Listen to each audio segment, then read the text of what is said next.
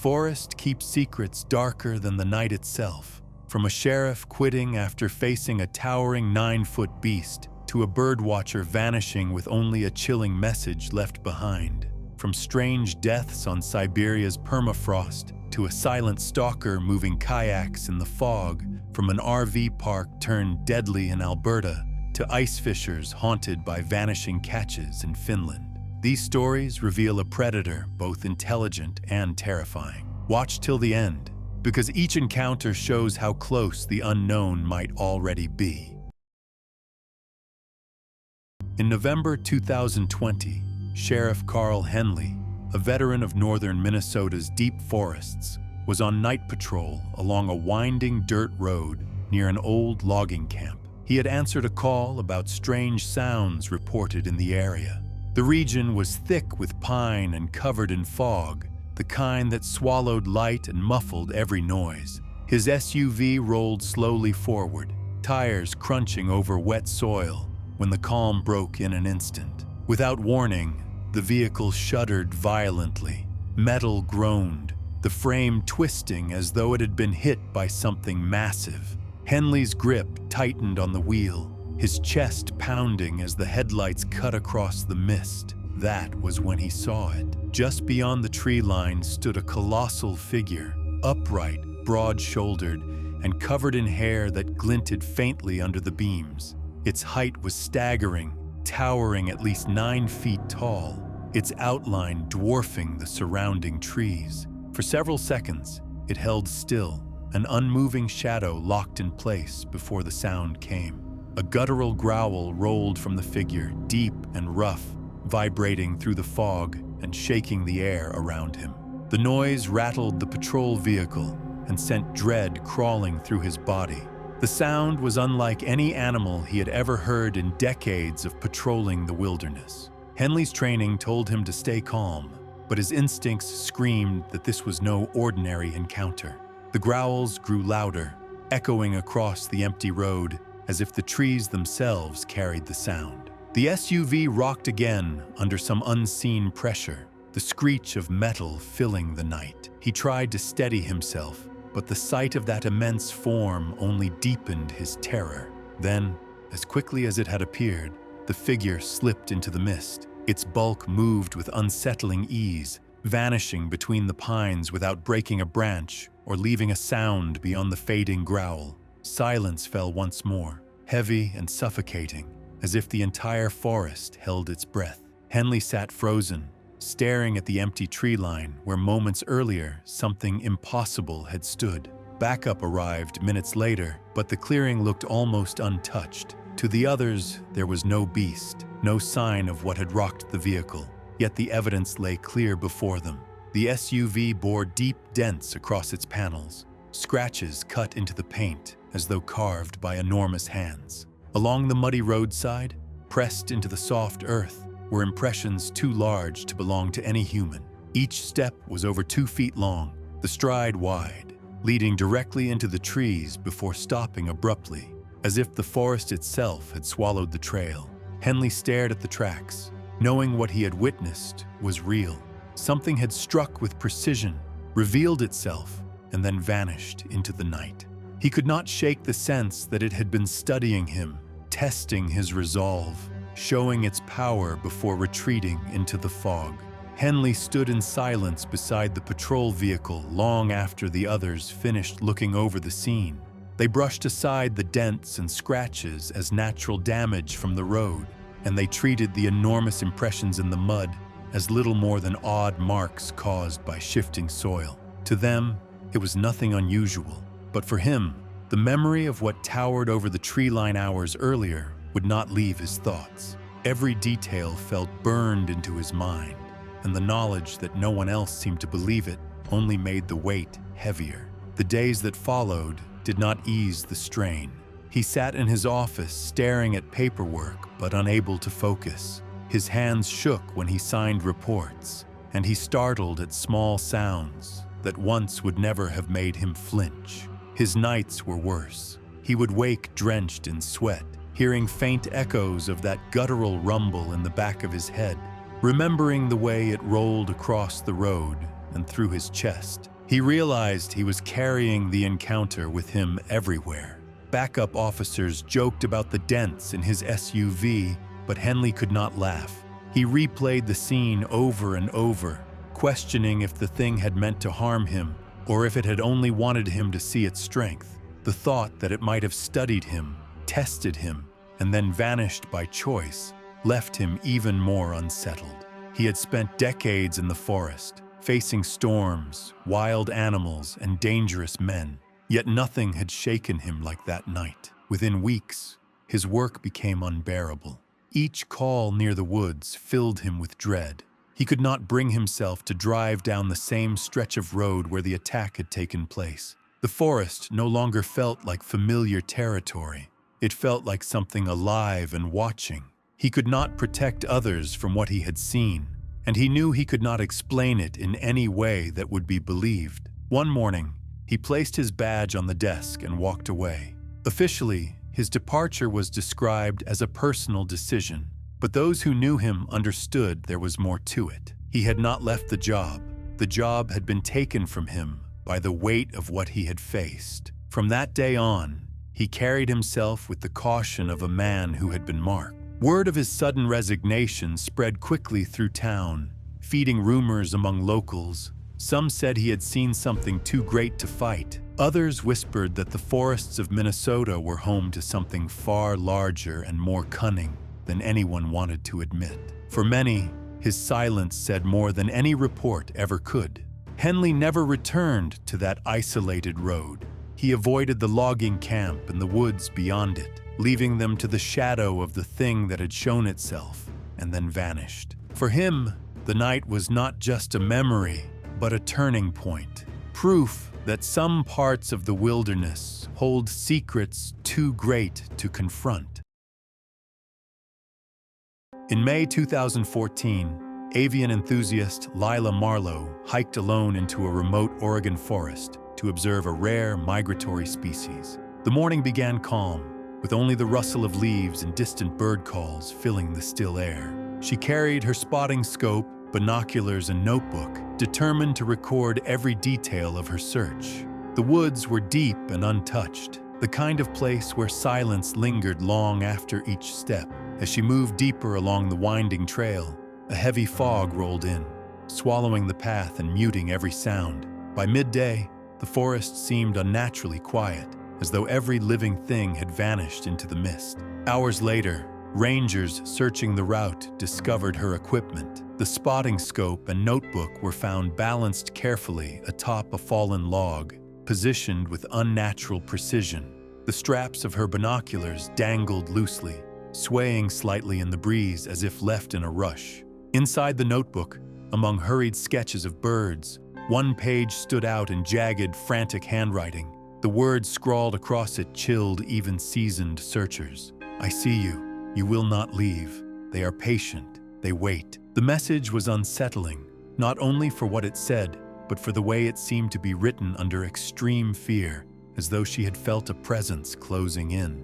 Nearby, investigators found enormous human-shaped impressions pressed deep into the soft earth.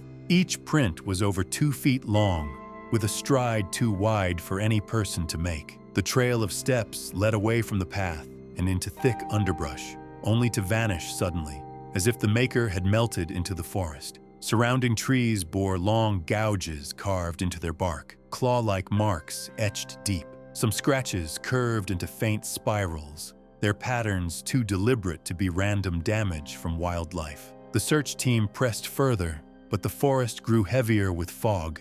Guttural silence hung in the air, so thick that even snapping branches sounded distant. The strange arrangement of gear, the disturbing words on the page, the unnatural tracks, and the carved spirals formed a picture of something more intelligent than an ordinary predator. Yet no form appeared, only the sense of being watched from the shadows. By evening, the woods yielded no sign of her, no torn clothing, no disturbed soil beyond the prints, no clear path leading to safety or struggle. It was as though she had been lifted from the ground and removed without a trace, leaving only hints of what had come for her. The discovery of her belongings unsettled the community. for it did not match the chaos of a simple accident. Instead, it suggested planning, patience, and deliberate action by something unseen yet aware of every move she made. Lila Marlowe never returned from that day's hike. Only her words, her equipment, and the haunting evidence in the fog remained to mark her final moments in the Oregon wilderness. The search for Lila stretched across days, yet the forest gave nothing back. Rangers combed every ridge and hollow with dogs and radio teams, but no trail led away from the site. Helicopters swept overhead, their blades cutting through the mist, yet the canopy remained unbroken. The only traces were her gear, the message written in fear, the spiral marks in the bark, and the strange prints that stopped abruptly at the edge of the underbrush. To the men and women searching, it felt as though the woods had swallowed her whole. Authorities later offered simple answers. They claimed she had lost her way in the thick fog, suffered an accident, or become prey for ordinary wildlife. The items stacked neatly on the log were dismissed as signs of confusion. The gouges on the trunks were explained as storm damage or bear scratches. Every unsettling clue was reduced to something mundane, but none of it sat right with those who had seen the scene. The precision of the writing, the arrangement of gear, and the deliberate curves etched into the wood did not resemble chaos. They resembled intent. Locals who lived near the forest were quick to share their own fears. Stories spread through nearby towns of strange watchers in the pines, silent figures that lingered beyond sight, yet left behind patterns as if to mark territory. Some recalled nights when the fog felt too heavy, when the woods fell silent, and footsteps could be heard pacing just beyond the glow of lanterns.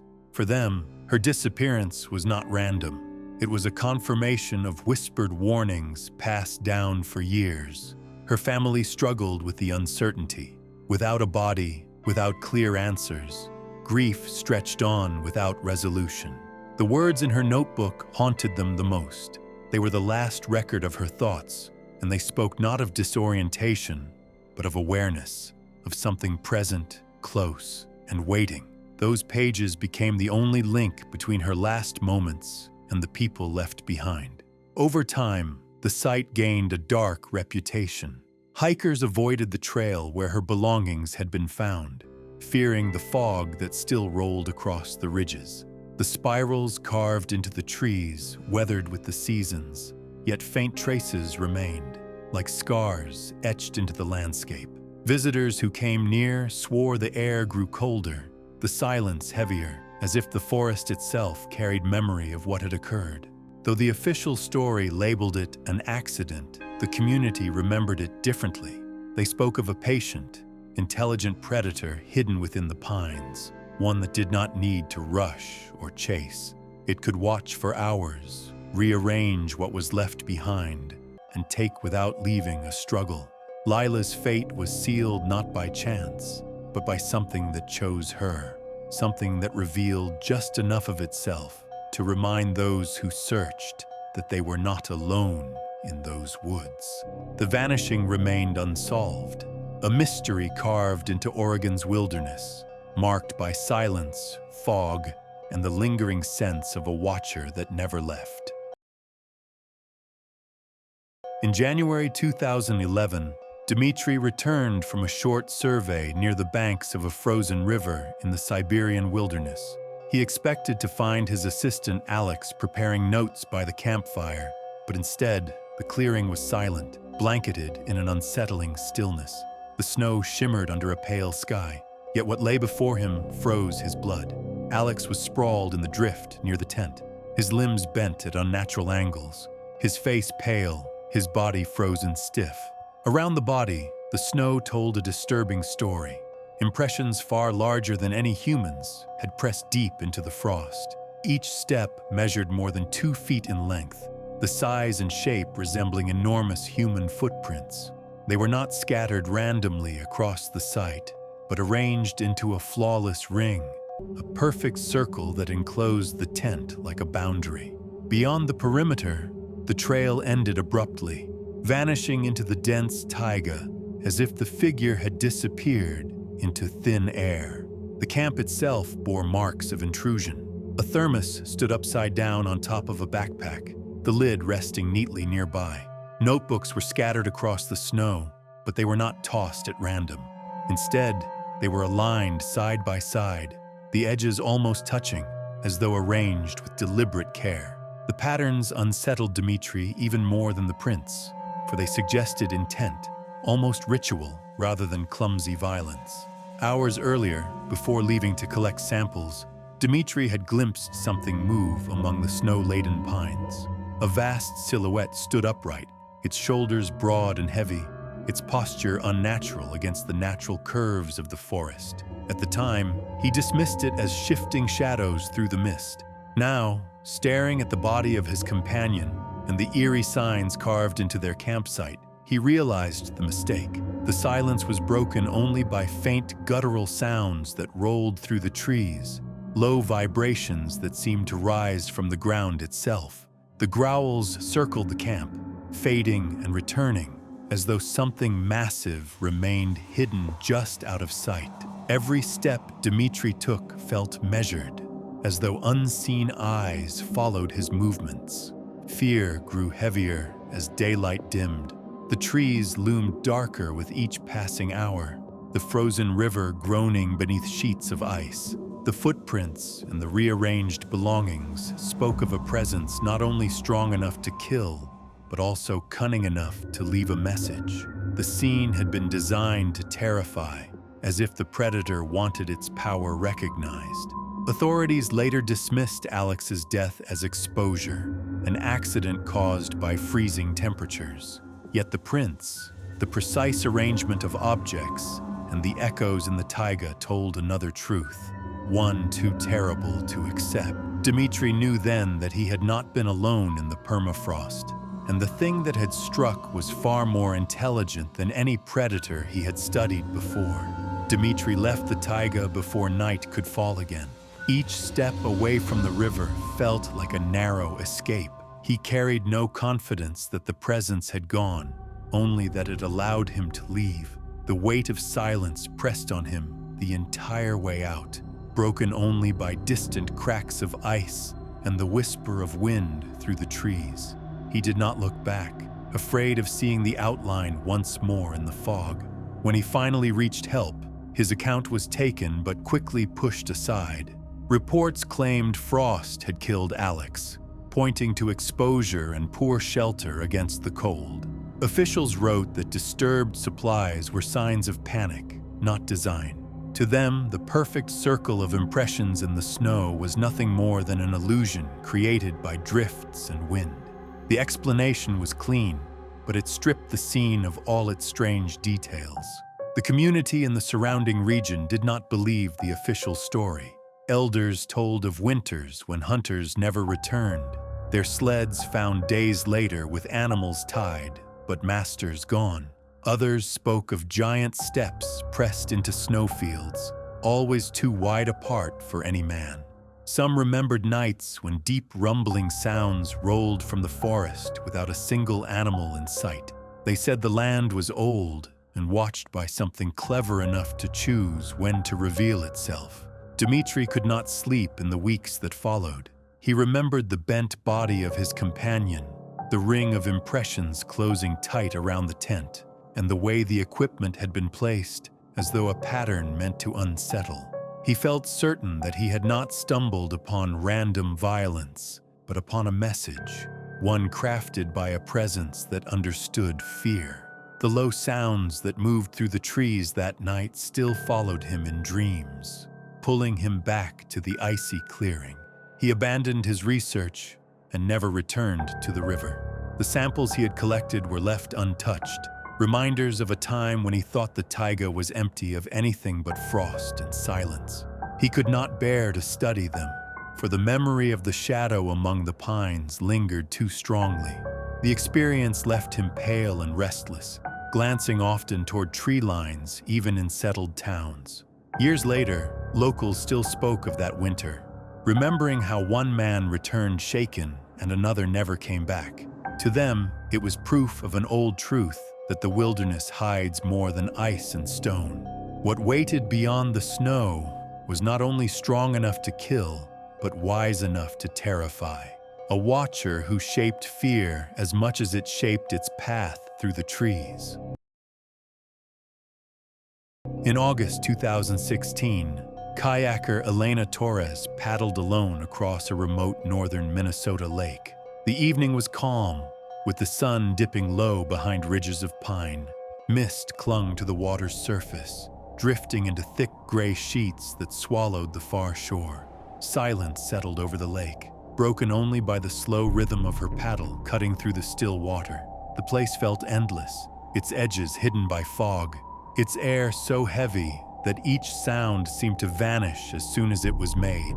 Mid-afternoon, her attention caught movement along the distant shoreline. Through the shifting haze, a towering, broad-shouldered figure seemed to move slowly among the trunks. The shape was partly hidden by fog, yet its height and build set it apart from any ordinary person. For a brief moment, its image rippled across the lake's surface, a reflection distorted and strange before vanishing back into the haze. Her pulse raced as she scanned the ridges, but nothing else appeared. Shaken by what she thought she had seen, she decided to pull ashore rather than continue deeper into the lake. She found a small clearing near the trees and set up camp, still unsettled by the figure and its fading reflection. Darkness fell quickly, the ridges fading into shadow as mist thickened again across the water. Alone in her tent, she struggled to sleep. Around midnight, the silence broke. Guttural growls rolled across the surface, low and heavy, as though coming from every direction at once. Each sound vibrated across the still lake, carrying through the fog with unnerving clarity. She froze, unable to move, listening as the noise rose and fell, circling the shoreline. The darkness outside the thin fabric of the tent seemed alive with presence.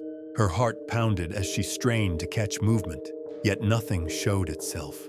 The growls continued for long, unbroken minutes before fading once more into silence. The night dragged on, every faint rustle stirring panic, every creak of branches magnified by the stillness. She clutched her blanket and waited, knowing something had been near, but unable to understand how close it had come. Sleep never came, only the endless weight of fear. When dawn lit the fog, the lake revealed something she had not expected. Her kayak was no longer where she had left it near camp. Instead, it rested several hundred feet down the shoreline, carefully balanced, with her paddle placed neatly across the top. The placement was deliberate, not the result of wind or current. Near the water's edge, impressions pressed deep into the soil told a story more disturbing still. Enormous prints, shaped like human feet, led away from the shoreline, each stride heavy, purposeful, and impossible for an ordinary person. The tracks trailed toward the forest, then ended abruptly, vanishing into the undergrowth as though their maker had dissolved into the trees. Elena stood at the shoreline, staring at the strange sight of her kayak resting far down the bank. The paddle placed across it with care made her stomach tighten. It was not the work of wind or water. Something with intent had touched it, and the prints pressed into the soil confirmed that thought. Each step showed weight far beyond her own, longer and deeper than anything she could imagine. She followed them with her eyes until they reached the forest line and vanished. There was no sign of where the being had gone, no drag marks, no broken branches leading onward, only silence. By midday, she forced herself back onto the water, though her hands shook on the paddle. The lake felt heavier now, the fog curling against the ridges like it wanted to hide something. She kept her eyes fixed on the shoreline, waiting for movement, but nothing stirred. She left the area behind her, yet the sense of being watched clung to her until she reached the far dock hours later. When she reported what she had seen, the response was quick dismissal. Authorities told her it was most likely a bear or moose, and that fog had played tricks on her vision. They said her kayak could have drifted, the paddle set that way by chance. The footprints were written off as erosion of wet soil near the bank. No one looked deeper, and the case was closed as a mistake of nerves and imagination. For Elena, the memories did not fade. The way the growls had rolled across the water was not like any sound she had ever heard before. The careful balance of the kayak and paddle was too precise. The enormous impressions at the edge of the water had a shape she could not ignore. It was no animal she knew.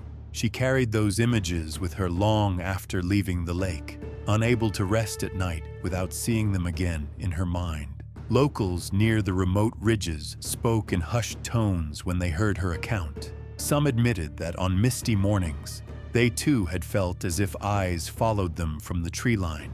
Others said gear had gone missing only to be returned in odd places, lined neatly as though arranged by unseen hands. They warned that the ridges were home to something more than wildlife, something that preferred to remain hidden, yet enjoyed reminding people it was there.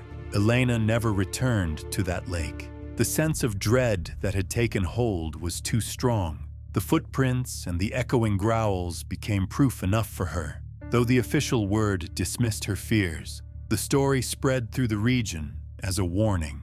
Travelers avoided camping near the shoreline, and fishermen watched the fog with unease. The wilderness held silence, but it was not empty. It held a patient presence, intelligent and unseen, one that moved with purpose and vanished without a trace. In August 2021, Jonas and Evelyn Martel arrived at a secluded RV park hidden deep within Alberta's wilderness. The place was quiet, surrounded by tall pines that stood like sentinels. As the evening grew late, fog rolled in heavy and thick, drifting between the trunks until it blanketed the ground. By the time they settled into their RV for the night, the world outside was hushed, the kind of silence that presses close, muting even the smallest sound. Near midnight, the calm was shattered. Guttural growls rose from the tree line, deep and powerful, vibrating against the thin walls of the RV. The sound rattled metal siding and shook the nearby tents, filling the campsite with a raw and unnatural energy. Jonas, determined to see what stalked them, stepped outside into the fog. Evelyn stayed behind, her chest tight with dread, listening as his footsteps faded. Minutes passed, but he did not return. Through the haze, she caught sight of shapes moving. A picnic table toppled violently, crashing onto its side.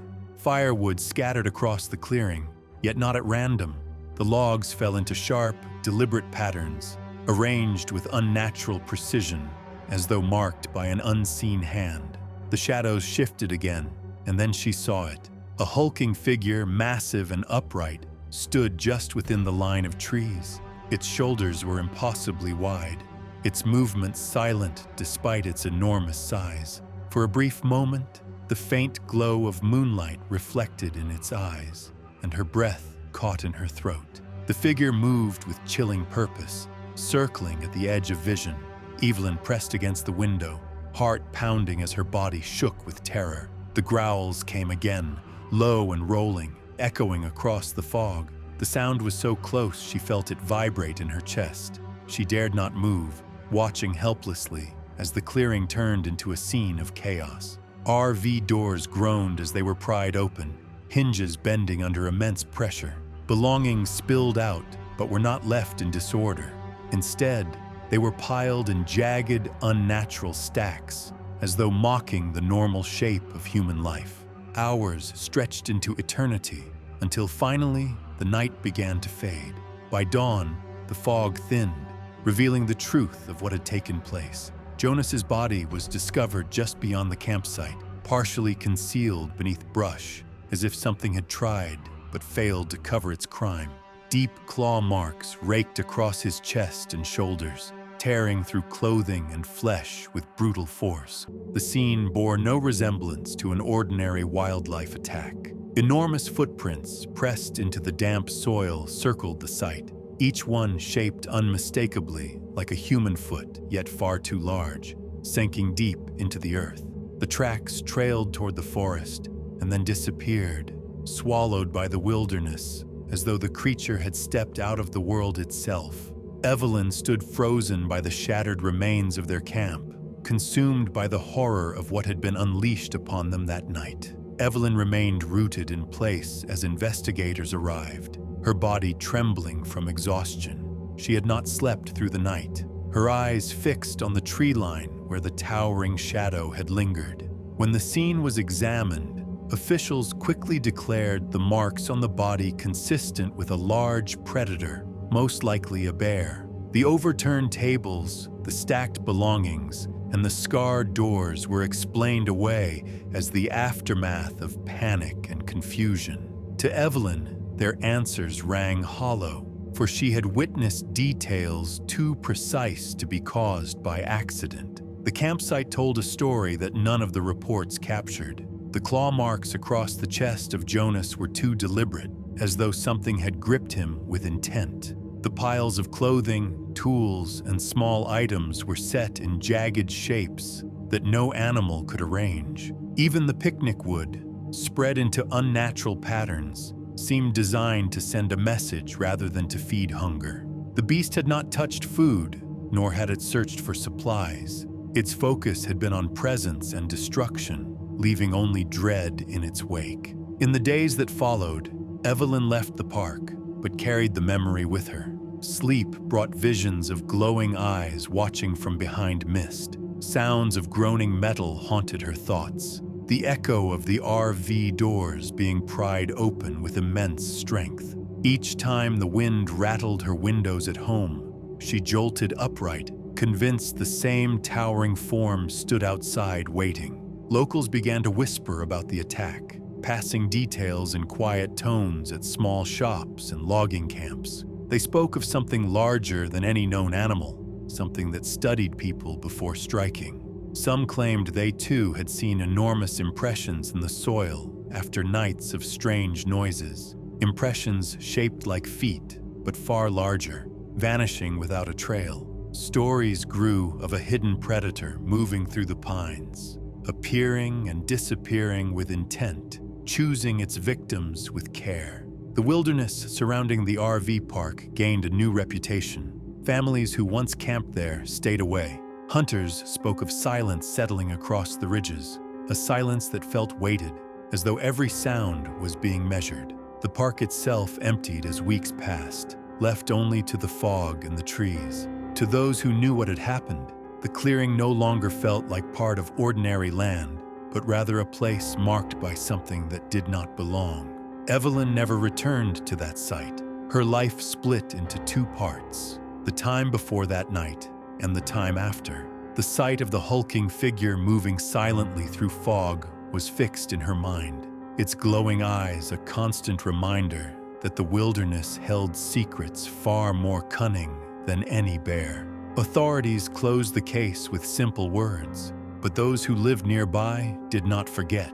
They believed a patient hunter had chosen to reveal itself that night, and that it could do so again whenever it wished. In February 2014, Lena and Matti Korpela traveled into the wilderness of northern Finland to spend the day fishing on a frozen lake far from towns or roads. The air was sharp and clear when they arrived, the frozen expanse stretching wide in every direction beneath the pale sun. They drilled holes through the ice, lowered their lines, and waited for movement below. By afternoon, they had pulled up a good catch, laying the silver bodies neatly beside their gear. The day was silent but peaceful, with only the groan of the ice echoing beneath them. As the sun dipped lower, the weather shifted. A bank of fog rolled across the lake, swallowing the horizon in a gray veil. The sound of cracking beneath the surface grew muffled, as though the ice itself had been hushed. They checked their holes, expecting the lines to dip again, but something else caught their eyes. Several of their fish had disappeared. The holes themselves remained clean, no sign of disturbance and no drag marks scarred the surface. It was as if the catch had been lifted straight from the ice without leaving a single clue. Confused, they looked over their supplies, certain they had placed the fish only moments before. Then the sound came. Low, guttural growls rippled across the frozen lake, vibrating through the ice and into their boot. The sound seemed to move with purpose, circling the fog around them, though nothing broke the gray wall that pressed close on all sides. Lena's heart raced as she turned toward the shore. A shape moved there, massive and broad-shouldered, its outline faint but unmistakably upright. The figure strode with deliberate step, its bulk half hidden by trees, heavy with snow. For one terrifying moment, the moonlight caught its form, and then it disappeared behind the pines as if swallowed whole. The silence that followed was more dreadful than the growl itself. They waited, frozen in place, every sense alive to the slightest noise. The fog pressed tighter, their world reduced to a small circle of ice and breath. No animal they knew could steal fish without track, rearrange gear with care, or move upright with such size. The growls rose once more, then faded, leaving them trembling on the frozen lake, their lines still dipping into water that now felt bottomless.